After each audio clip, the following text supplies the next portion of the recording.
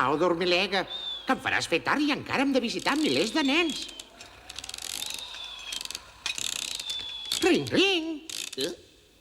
Anem. Sí, amics meus. Així va ser com aquella nit vam continuar la nostra feina de cada dia. Esclar que amb pressa, com sempre. I com sempre per culpa del dormilega del meu ajudant, en Ring Ring. Tots els nens bons esperaven la nostra visita. Teníem tants somnis per explicar. Vejam. Aquesta és la casa dels germanets que avui han fet bondat. Ho has comprovat, Ring Ring? Ring Ring! Què és això?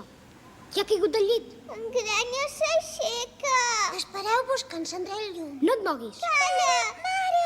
Qui ha estat? Tinc molta por. On és en Grenyes? Ha estat ell.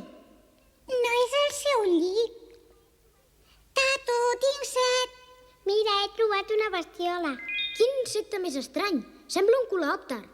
Potser és un helicòpter. És meu. Tinc molta por. Deixa mal, me'l mirarem la lupa i te'l tornaré. Dona, oi que és meu? Me l'he trobat jo. Tato, és un helicòpter?